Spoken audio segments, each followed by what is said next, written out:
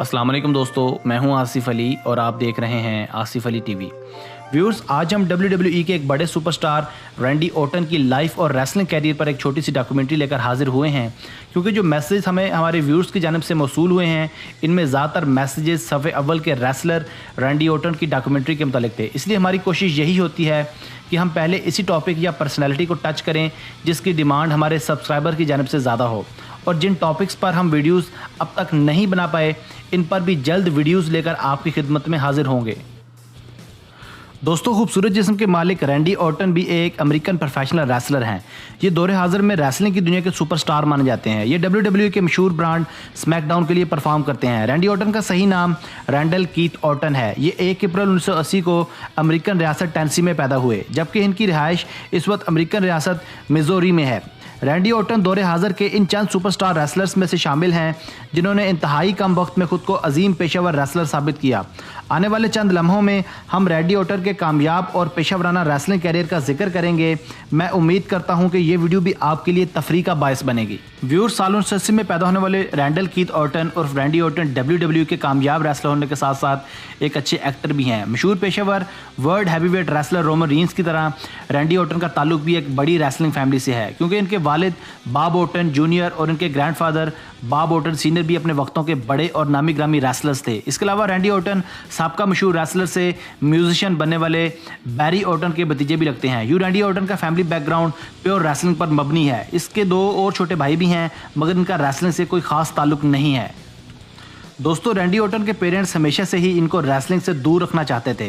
इनका कहना था कि रेसलिंग रिंग में जाने का मतलब है कि आप अपनी ज़िंदगी को खुद खतरे में डाल रहे हैं और बहुत जल्द फैमिली से भी दूर हो जाएंगे। रैंडी ऑर्टन ने अपनी इब्तदाई तालीम हैज़लवुड सेंट्रल हाई स्कूल से हासिल की, क्योंकि ये बचपन से ही अपने फादर और ग्रैंडफादर को रेसलिंग करता देखते रहते थे।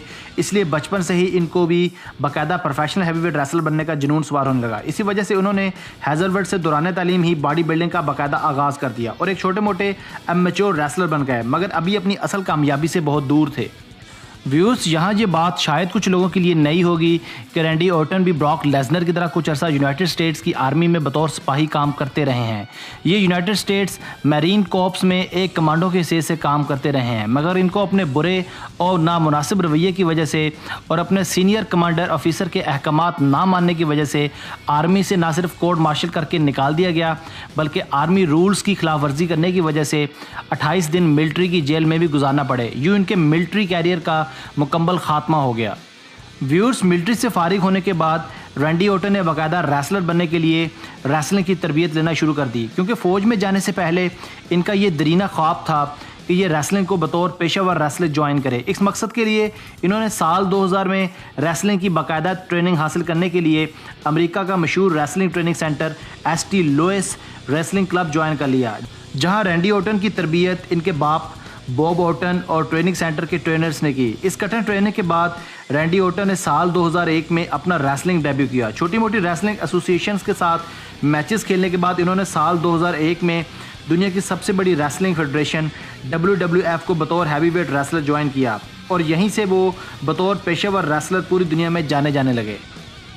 व्यूअर्स, साल 2002 में रॉब ब्रांड में डेब्यू करने के सिर्फ चंद महीनों बाद रैंडी ऑर्टन को एक शदीद कंधे की इंजरी की वजह से कई महीनों तक रेसलिंग रिंग से बाहर रहना पड़ा। अपने कंधे की इंजरी के बाद जब वो दोबारा रिंग में उतरे तो इन्होंने WWE के एक बड़े स्टेबल एवोल्यूशन को ज्वाइन किया, जिसमें रिक फ्लेयर, ट्रिपल एच और बतिस्ता शामिल थे।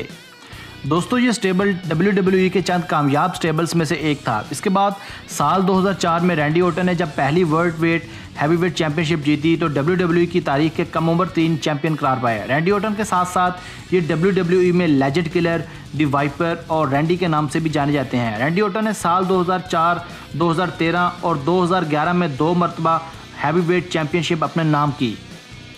व्यूअर्स, रैंडी ऑर्टन एक कामयाब रेसलर होने के साथ साथ एक अच्छे और कामयाब एक्टर भी हैं। ये अपने कैरियर में 4 कामयाब हॉलीवुड फिल्मों में काम कर चुके हैं, जिनमें काउंटडाउन और द कंडेम्ड 2 काबिल जिक्र हैं। इन्होंने 21 सितंबर 2007 को समंथा स्पेंसर से शादी की थी। साल 2013 में अपनी पहली बीवी से अलग होने के बाद इन्होंने कैम्बरली कैसलर के साथ दूसरी शादी की। इनके कुल 2 बच्चे हैं।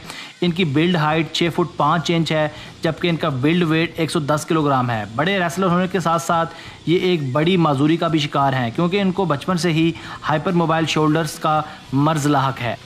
दोस्तों, अगर हम रैंडी ऑर्टन के ट्रैक रिकॉर्ड पर नज़र दौड़ाएं तो हमें पता चलता है कि ये वर्ल्ड हैवीवेट चैंपियनशिप 4 मरतबा, टैग टीम चैंपियनशिप 1 मरतबा, WWE चैंपियनशिप 9 मरतबा, WWE इंटरकॉन्टिनेंटल चैंपियनशिप 1 मरतबा, WWE SmackDown tag team championship 1 मरतबा, मनी इन बैंक 1 मरतबा, रॉयल रंबल 2 मरतबा 2009 और 2017 में शामिल हैं। व्यूअर्स, ओहायो वैली रेसलिंग से अपने कैरियर का आगाज़ करने वाले रैंडी ऑर्टन की प्रोफेशनल रेसलिंग लाइफ बड़ी बड़ी फतूहात से भरी पड़ी है। दोस्तों, मैं हूं आसिफ अली और आप देख रहे थे आसिफ अली टीवी। मैं उम्मीद करता हूं कि आपको ये वीडियो भी पसंद आई होगी। अपनी मोहब्बत का इजहार वीडियो को लाइक करके और राय का इजहार कमेंट्स करके कीजिएगा। हमें आपके कमेंट्स का शिद्दत से इंतज़ार रहेगा। Thanks for watching this video. Keep watching Asif Ali TV.